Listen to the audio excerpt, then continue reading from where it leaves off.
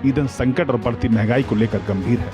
माना यह जा रहा है कि अंतर्राष्ट्रीय स्तर पर हालात इसी तरह बने रहे तो आने वाले दिनों में पेट्रोल, डीजल और सीएनजी की कीमतों में बढ़ोतरी हो सकती है, जिससे आम लोगों की मुश्किलें बढ़ सकती हैं।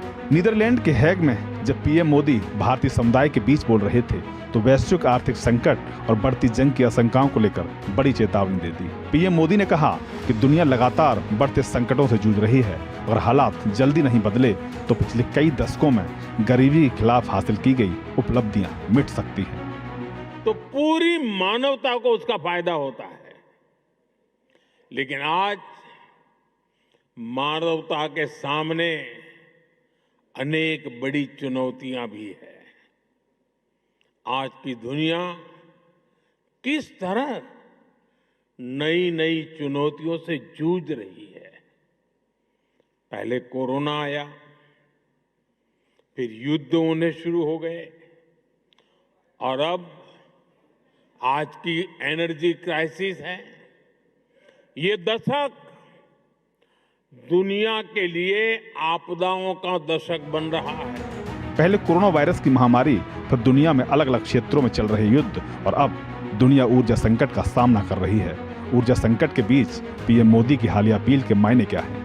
देश में आशंकाओं से घिरी एक नई बहस छेड़ दी है। आशंकाओं का बाजार गर्म है कि क्या फिर एनर्जी लॉकडाउन लगने वाला है? Bureau report, India news. देखिए, अब पूरी रिपोर्ट आपने देख ली। अब आपको ग्राफिक्स के जरिए बताते हैं कि क्यों बढ़ी है एनर्जी लॉकडाउन की आशंका। जी हाँ, आखिरकार ऐसा क्यों कहा जा रहा है कि क्या एनर्जी लॉकडाउन हो जाएगा? आपको बता दें कि प्रधानमंत्री नरेंद्र मोदी की तेल बचाने की अपील, सबसे महत्वपूर्ण यही बात है कि पीएम ने तेल बचाने की अपील की। मोदी की अपील को बढ़ते ऊर्जा संकट से जोड़कर देखा जा रहा है कि अगर मोदी ने कहा है तो इसका मतलब कि ये ऊर्जा संकट बढ़ रहा है। पेट्रोल, डीजल और गैस की बढ़ती कीमत, जी हाँ, कीमतों में भी इजाफा हुआ है, आपने देखा है पिछले कुछ 3 दिनों में लगातार। इसके अलावा आपको बता दें, भारत कच्चे तेल का बड़ा हिस्सा विदेशों से आयात करता है, ये भी आपको मालूम होना चाहिए, और इसीलिए हमें इतनी दिक्कत हो भी रही है। कुल मिलाकर ईंधन की मांग तेजी से बढ़ने से सप्लाई पर दबाव दिख रहा है। अगर ज्यादा डिमांड होगा, सप्लाई कम होगी तो निश्चित तौर पर वो दबाव नजर आएगा। इसके अलावा तेल गैस का एक बड़ा हिस्सा होर्मुज जल डमरू मध्य से होकर आता है। जी हाँ, एक बहुत बड़ा हिस्सा, लगभग 40% से ज्यादा अलग अलग उसमें ईरान और यूएस युद्ध से होर्मुज में गंभीर खतरा पैदा हो गया है। जी हाँ, ऊर्जा की सप्लाई चेन टूटने का डर है। अगर देखिए वही स्थिति रही तो सप्लाई चेन टूटने का डर है। लोग भविष्य की संभावित कमी की तैयारी मान रहे हैं। ऐसा लग रहा है कि भविष्य में शायद ये दिक्कतें जो है वो और ज्यादा बढ़ेंगी। पश्चिम एशिया के तनाव ने वैश्विक तेल बाजार को अस्थिर बना दिया है। तो कुल मिलाकर अब क्या तैयारी होगी, किस तरीके से ये तैयारी आने वाले समय में देखने को मिलेगी, ये देखना होगा। फिलहाल राज्यों की तैयारी क्या है वो भी अब आप समझ लीजिए। उत्तराखंड सरकार के फैसले, सरकारी विभागों में video conferencing, work from home पर जोर दिया गया। ये अमूमन हर राज्य में किया जा रहा है। सार्वजनिक परिवहन के अधिक उपयोग के लिए प्रेरित किया जा रहा है। जी हाँ, ज्यादा से ज्यादा सार्वजनिक परिवहन यूज करें।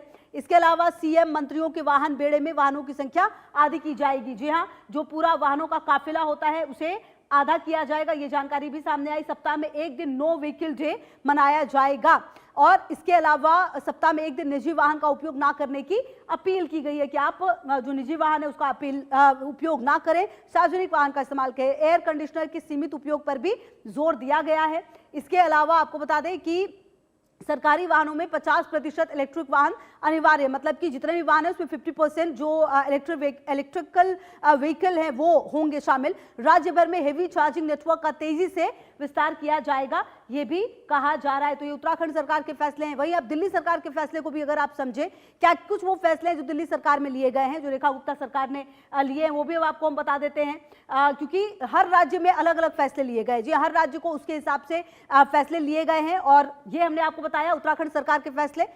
और अब आपको दिल्ली सरकार के फैसले भी हम फटाफट बता देते हैं कि उनके क्या फैसले। दिल्ली सरकार के दफ्तर सुबह 10:30 बजे से शाम 7 बजे तक रहेंगे। वहीं एमसीडी के दफ्तर का समय सुबह 8:30 बजे से शाम 5 बजे तक किया गया। ये सबसे पहले जो दिल्ली सरकार में एमसीडी दफ्तरों का जो समय है बदला गया है। दिल्ली सरकार के दफ्तर सुबह 10:30 से 7, जबकि एमसीडी वाले जो दफ्तर हैं उनका समय भी बदल कर दिया गया है सुबह 8:30 से 5 बजे तक। ये 3 महीने का जन अभियान होगा। जी हाँ, ये 3 महीने का जन अभियान है। ईंधन बचाने, सार्वजनिक परिवहन के उपयोग बढ़ाने की अपील की गई है कि आप सार्वजनिक परिवहन का ज्यादा से ज्यादा इस्तेमाल